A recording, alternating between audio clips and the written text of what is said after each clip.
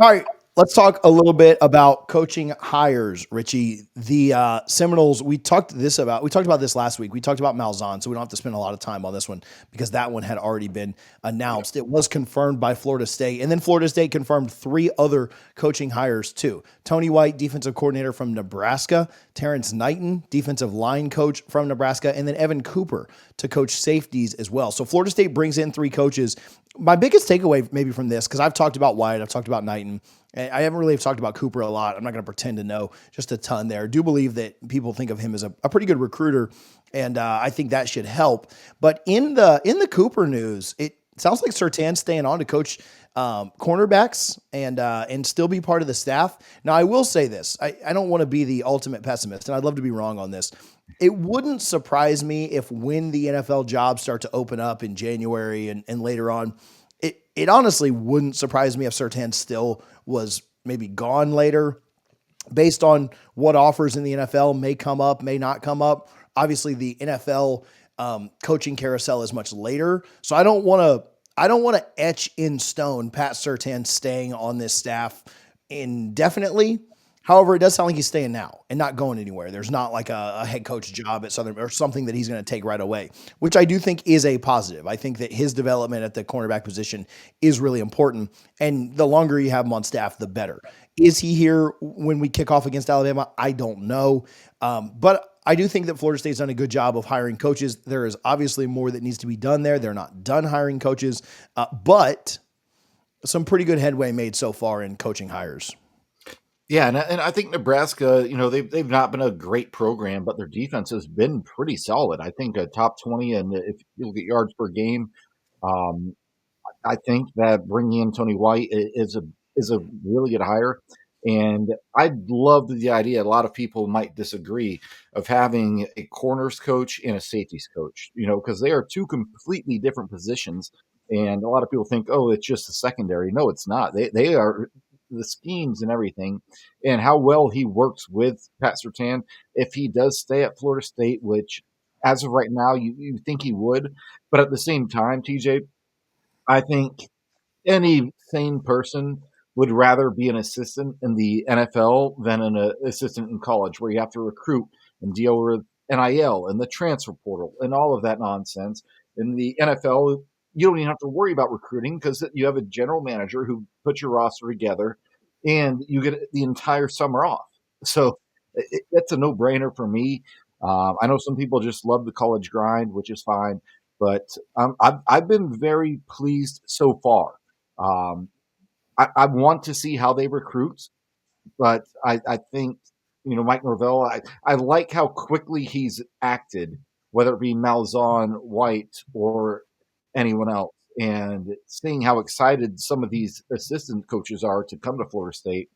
And that might just be for social media or whatever, but, I do think they're excited to be here, and I really look forward to seeing what they can do in the next, year or two here in Tallahassee.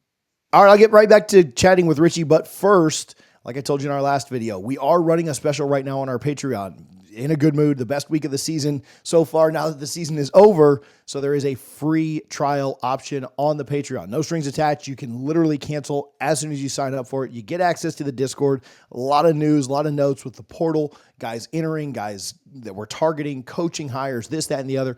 If you want access to some of that inside information, see what's going on in the Discord with nearly 3,000 FSU members that are in there chatting about Florida State, or if you just want to give back and show some support for the channel, there are options for $3 a month, $10 a month, whatever you're looking for, whatever fits your budget. Go check out patreon.com/DFNS. Take advantage of the free trial while we're running it. See if you like it. If you do, stay on with us. We would love to have you for $3 a month. Hang out with us in there. Again, nearly 3,000 FSU fans. No other ads on this. You don't have to go sign up for anything crazy. If you want to get back and support a little bit, again, it's patreon.com/DFNS. So Florida State's certainly not done hiring coaches. Nope. And still need a wide receiver coach. Still need an offensive line coach. And the portal opening, is it tomorrow? Is the portal actually open tomorrow, or is it midweek? I don't know. It opens this week. Wednesday. Yeah. And so I think you need to get those hires in place pretty quickly. It sounds like they've bounced around on a couple of wide receiver coaches. Offensive line still not done either. Maybe they were waiting for conference championship weekend to be done. I don't know that I'm super confident in that or not. It just kind of needs to be done. But to me, offensive line is your biggest need, and wide receivers are a pretty big need as well. And listen, I'm not firing Norvell because he hires a coach 2 days after I think a coach should be in place. I'm firing him because he went to 2-10. No, I'm just kidding. But I do think that it is of the utmost importance to like an offensive line hire probably needs to be announced like Monday or Tuesday. And wide receivers probably pretty close to that. Like if that's a day or two later, that's fine. I know that Mike and Gus will work a lot on the wide receivers. And so that I'm not as like, it's got to be done this second. I like a lot of the young talent at wide receiver.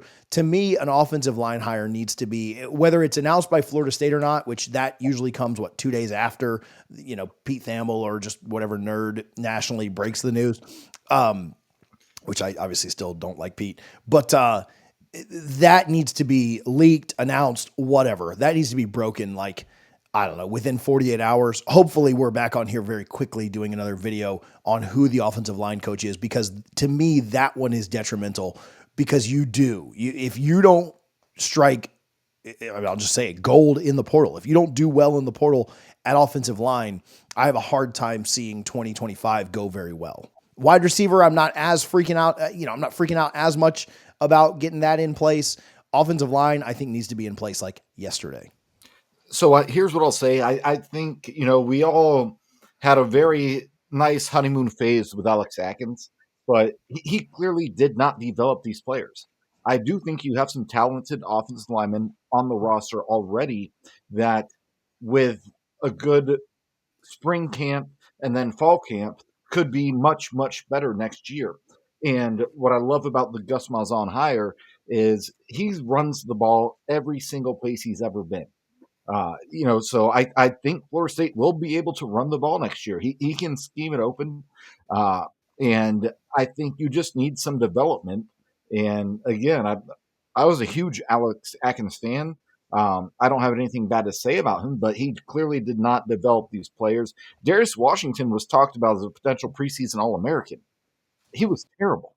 You look at Maurice Smith, who was, a serviceable player at center, but still not.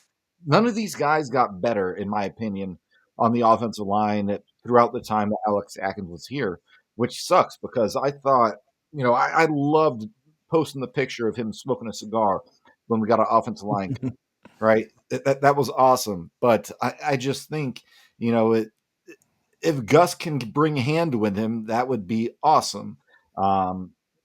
If it hasn't happened by now, I don't think that's going to, but that's just my speculation on my part.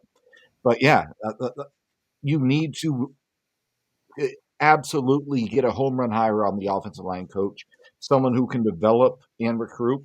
And those are extremely difficult to find, but he's got to figure it out.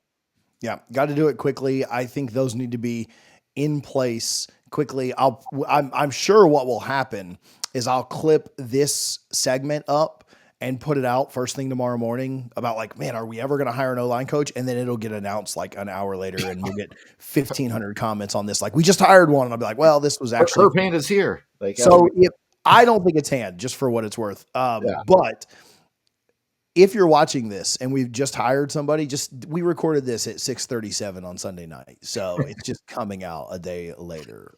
Give us a little bit of a break. But yeah, confirmed portal opens up tomorrow. So it is actually the 9th. Tomorrow. Okay.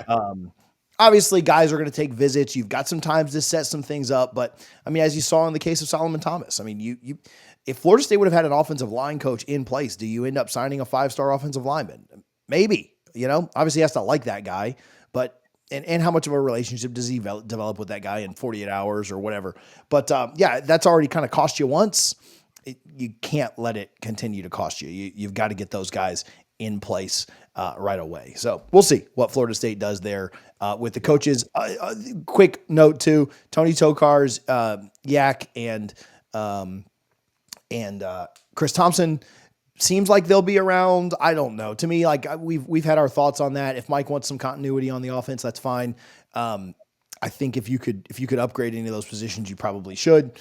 If Mike doesn't feel like he can, his focus is on wide receiver, offensive line, then I understand it, and we'll kind of roll with some of the coaches that were on this staff previously. I kind of wonder how numbers work out too. You've obviously hired some new coaches. We didn't talk about this, but moving Odell to off field, but you still have one too many if you have a safeties and a cornerbacks coach. And so how does that end up shaking out? What do you end up doing with that? Obviously Shannon has been let go. Are you hiring a linebacker coach too? You probably need to cut more, but how or where do you do that? We'll kind of see what ends up happening with that. So